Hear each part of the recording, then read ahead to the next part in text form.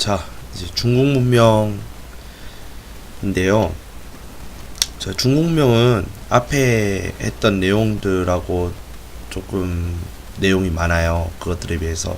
그래서 일부러 제가 중국 문명을 따로 하기로 했고, 그리고 제 강의의 방식에 대해서 간단하게 얘기를 할게요. 우리 지금 이 4대 문명이 끝났잖아요. 자, 4대 문명이 끝났어. 그러면 제일 먼저 뭐부터 할 거냐면 중국사를 하게 될 거고요.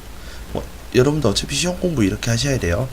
중국사 끝나고 나면은 그리스, 로마를 하게 될 거고요. 만약에 시험 범위가 어디까지 가는지 모르겠는데 유럽까지 가게 된다면 이제 유럽사까지 제가 다뤄드리는 것이 최종 목표예요. 그래서 요 순서대로 제가 할 거니까 여러분들 그렇게 따라 주시면 되겠고요. 그 중에 처음으로 중국사의 처음을 시작한다 생각을 하시고요. 따라 주시면 되겠습니다. 자, 중국 문명과 동시에 우리는 지금 중국사에 들어와 있다라고 여러분들이 보시면 되겠어요. 자, 중국 문명은요, 하나라부터 여러분 중학교 3학년 때 중화민국 또는 훗날 생기는 중화인민공화국까지 이때를 우리는 중국 문명이라고 얘기를 하고요. 자, 먼저 하, 상, 주, 춘추전국. 자, 먼저 우리가 여기서 한번 끊겨요. 하, 상, 주에서 끊기고 춘추전국, 진, 한까지 한번 또 끊기고요. 그 다음에 삼국시대, 위진남북조, 수단까지 해서 한번 끊기고 송, 원, 명, 청에서 끊기면 여러분들 중학교 2학년 과정이 끝나요. 딱 여기까지가 2학년이고요. 그 다음에 중화민국부터는 3학년이다. 자, 이렇게 여러분들이 알고 공부하시면 되겠습니다. 자, 먼저 하나라와 상나라, 자, 하왕조부터 상왕조까지의 내용을 보도록 하겠습니다. 이게 사실상 뭐냐면 우리 그 문명에 대한 내용이니까 이걸 좀 간단하게 보고 넘어가도록 할게요. 자, 먼저 중국 문명은요, 황하강과 우리 책에는 창장강이라고 나와 있어요. 이 창장강은 한자로 쓰면 장강이란 뜻이야. 장강강 이렇게 했는데 일단은 장강지역. 근데 이것도 잘 모르겠다. 그러면 양자강이라고 알고 계시면 됩니다. 이 양자강을 중국어로 얘기하면 양쯔강이래요. 그래서 양자강, 양쯔강 같은 말, 장강도 같은 말, 창장강도 같은 말. 오케이? 하나, 둘, 셋, 넷 다 같은 말이에요. 그리고 황하강 이렇게 있어요. 근데 하나라와 상나라는 황하강 유역에서 발전한 나라입니다. 먼저 황하강이 굉장히 큰 물이야, 그지?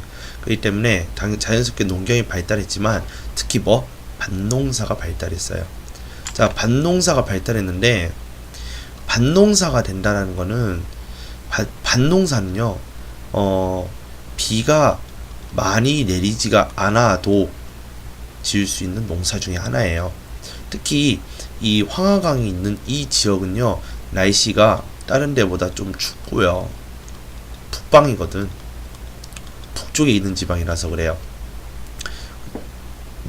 그 다음에 비도 많이 안 와요. 그래서 얘네가 할 수 있는 농사가 밭농사예요. 그래서 세계 최초는 아니고 아시아 지역 최초로 밭농사를 시작한 문명이 바로 중국 문명이 되는 겁니다. 되겠죠? 자, 요 정도 알아두시면 그냥 완벽해요. 완벽하니까, 자, 이쯤에서 이제 지나가도록 할게요. 자, 여러 색깔의 토기를 썼는데, 자, 여러 색깔의 토기를 쓴 것은 무슨 의미냐면, 이게 굽는 온도가 각기 다르다 라는 뜻이에요. 그러니까 여러 색깔의 톡인데 빨간 색깔이 있고요, 검은 색깔이 있어요. 이 빨갛고 검기의 차이는 뭐냐면 아까 말씀드렸듯이 굽는 온도인데, 굽는 온도가 낮을수록 검게 변한다라든지 높을수록 빨간색으로 변해간다라든지 이제 이런 식으로 여러 색깔의 토기들이 있다라는 거 여러분들 이해하시면 되겠고요. 청동기 사용했다, 당연하죠. 그러니까 도시국가가 발생을 합니다. 그러니까 황하강 유역을 통해서 반농사가 시작됐다라는 요 내용만 여러분들이 체크하시면 돼요. 두 번째, BC 1600년경 외우지 마요. 자, 상왕조인데 은이라는 수도를 두고, 그래서 여기서 무슨 말이 나오냐면 은허라는 말이 나와요. 상나라의 수도 은으로 추정되는 곳에서 발견된 그 이제 문화재 유적지를 우리는 은허라고 얘기합니다. 은이라는 수도를 두고 황하강 일대에서 발생합니다. 황허도 황하라는 말과 똑같아요. 역시 청동무기를 사용하였고 제사도구로서 이제 청동기를 사용을 했다. 이건 우리 뭐 고조선 딱 보면 알죠? 고조선에 뭐 그런 거 있잖아. 어떤 것들이 있어? 거울, 뭐 그런 것들 있죠. 등등등등등 이런 거 있잖아. 청동으로 만든 뭐 거울, 뭐 장신구, 뭐 이런 것들이 있죠. 네, 이런 것들이라 생각하시면 돼요. 자, 얘네 달력을 제작을 했는데 우리가 달력이라고 하는 거는 날짜가 적혀 있잖아. 내가 오늘 조상님한테 제사 지내야 돼? 제사에 사용되는 거라든지, 또는 야 오늘 밥 매는 날이구나. 농경에도 이용한다라든지. 자, 요렇게 한 두 가지 정도로 우리가 이용을 할 수가 있겠습니다. 자, 그러면 상왕조 당시의 왕에 대해서 한번 볼까요? 정치와 제사를 모두 담당을 했어요. 즉 재정일치의 모습을 띠고 있는데, 우린 세계사 시기에는 뭐 하자고 했지? 이걸 신권정치라고 부르자고 얘기했죠. 즉 상왕조의 왕은 신권정치로서의 왕이었다. 자, 요거 반드시 알아두시고요. 그 다음 갑골문, 나라에 큰일이 있을 경우 점을 보았다더라. 자, 이 내용은 중요하지 않아요. 뭐가 중요해? 이 갑골문에 적혀있는 문자가 한자의 기원이 되더라. 자, 요렇게 여러분들이 알고 계시면 되겠습니다. 자, 사실 하왕조와 상왕조는 아까 내가 보라고 했던 그 내용 말고는 중요한 내용이 없으니까 그냥 빠르게 넘어갈게요. 자, 이제 주왕조인데, 주왕조는 서주시대가 있고 동주시대가 있어요. 그래서 서주시대와 동주시대 두 개 다 보셔야 됩니다. 자, 첫 번째, BC 12세기경 이거 외우는 바보가 없길 바래요. 상을 멸망시키고 주왕조가 등장해요. 이때를 우리는 서주시대라고 합니다. 왜 서주시대라고 그러냐면, 서주, 즉 이 당시 주나라의 수도가 호경이라는 곳인데, 이게 중국의 서쪽에 있어서 서주예요. 됐죠? 특히 주무왕은, 주나라 때 무왕이란 사람은 봉건제라는 걸 실시했다. 이게 제일 중요하죠. 이거 별 2개, 3개 막 알아서 주세요. 봉건제라는 이 구조 자체가 굉장히 중요하니까요. 여기에 시간을 좀 많이 투자를 해보겠습니다. 자, 먼저 왕이 있고 제후가 있고 경대부사가 있고, 그 다음에 피지배층이 있어요. 이렇게 4개가 있는데, 자, 왕과 제후의 관계, 그 다음에 왕과 그 다음에 제후와 이제 똑같이 경대부사의 관계. 자, 이렇게 크게 2가지 측면 우리가 좀 볼 거예요. 자, 먼저 왕과 제후는 이제 무엇을 주고받는 것을 우리 봉건제라느냐 이거야. 왕은 제후에게요. 자, 왕은 제후에게 봉토, 즉 땅을 줍니다.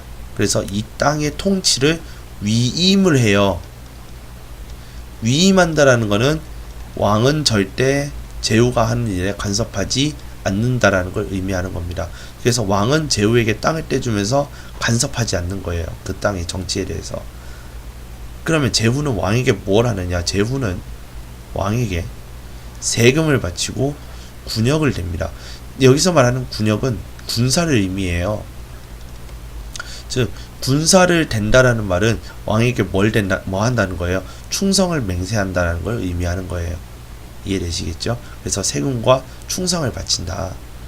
그러면 왕과 제후는 어떤 관계이길래 왕이 쿨하게 이렇게 땅을 줄 수 있고 제후는 왕에게 충성을 다할 수 있는지. 자, 왕과 제후는요 서로 혈연 관계가 있어야 돼. 즉 왕과 제후는 서로 친척 관계에 있어야 된다는 얘기가 되는 거예요. 아시겠죠? 그리고 왕 또는 제후는 경대부사와 또 계약을 맺습니다. 마찬가지로 왕은 경대부사에게 땅과 관직을 주는 거예요. 즉 경대부사는 이 시대의 관료를 의미합니다. 아시겠죠? 왕과 제후는 관료의 관계가 아니야.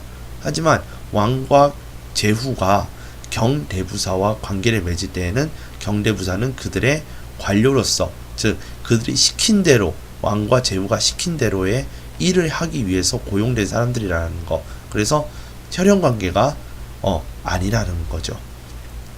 자, 이렇게 경대부사는 왕과 제후에게 뭐 하느냐? 세금, 역시 충성을 맹세하기로 합니다. 자, 그래서 그림을 보시면 이렇게 그림이 그려지는 거예요. 그래서 피지배층과 경대부사가 직접적으로 관계를 맺게 되는 겁니다. 그래서 경대부사는 피지배층을 뭐 하는 거예요? 예, 지배하고 다스리는 거예요. 여기까지 이해되셨죠? 그런데 이 봉건제의 단점이 무엇이냐면 제후와 왕의 혈연 관계가 문제가 되는 거야. 자, 왕이 있어. 근데 왕이 천년만년 살 거 아니지. 새로운 왕이 또 내려오겠죠. 그죠? 이 두 번째 왕과 그다음에 제후 역시 천년만년 살 게 아니기 때문에 제후의 아들이 또 이걸 물려받겠죠. 그죠? 이 왕과 아들, 새로운 왕과 이 제후의 아들이 얼마나 거리가 멀겠냐라는 거야. 자, 봐봐. 왕과 제후가 사촌만 돼도 우리는 뭐라고 인정을 해요? 혈연 관계가 있다고 인정을 하죠. 그죠? 그런데 이 왕은 제후에게 몇 촌? 5촌이 되겠지. 그지? 우리 촌수로 따지면. 그러면 이 아들과 이 왕은 몇 촌이야? 6촌이 되겠죠. 그죠? 그러다가 여기에 또 새로 또 왕이 또 올라오겠지. 여기 또 아들이 나오겠지. 그지? 그럼 이 몇 촌이 되는 거야? 여기서 한 촌 올라가죠? 7촌 되겠죠. 여기 또 한 촌 올라가야지. 8촌 되죠. 이 둘은 8촌의 관계가 되는 거야. 야, 6촌과 8촌은 우린 친척이라 얘기하니? 아니죠. 남이라고 얘기하죠. 즉 무슨 말이냐? 제후와 왕의 혈연 관계가 점차 우리 친척급에서 어떻게 바뀌는 거야? 남으로 바뀌게 되는 거죠. 그러니까 이렇게 남이 되어버린 애들은 독자적인 세력화를 하겠죠. 왜? 더 이상 뭐 안 해도 되니까. 충성하고 싶은 마음이 없거든. 뭐가 아니라서 혈연 관계가 아니기 때문에 그래요. 근데 이걸 가속화하는 사건이 벌어져. 기원전 8세기 초 서북쪽 이민족의 침입이야. 자, 이렇게 중국을 한번 그려볼게요. 다음에 우리나라 이렇게 있겠지. 우리나라 일단 비해서 빼고. 중국의 서북쪽은, 이쪽은 서야. 그지? 웨스트지. 그러니까 여기서 북쪽이라면 어디로 와야 돼? 이쪽으로 쳐들어와야 되겠지. 그지? 이해되세요? 즉 서북쪽에 있는 이민족의 침입으로 서주가 멸망을 하는데 호경이 여기 있었어. 그런데 호경이 함락당하고 이쪽 동쪽에 있는 나급으로 옮기게 돼요.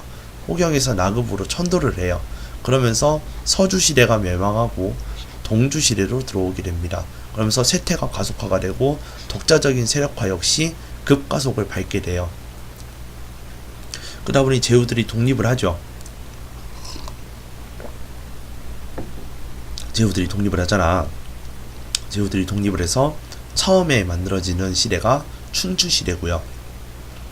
이 춘추시대가 끝나기 전에 전국시대가 오면서 이걸 우리는 합쳐서 춘추 전국시대다 라고 얘기를 합니다. 그래서 춘추 전국시대부터는 우리가 또 끊고 춘추 전국시대하고 진나라까지 한번 또 나가 보도록 하겠습니다.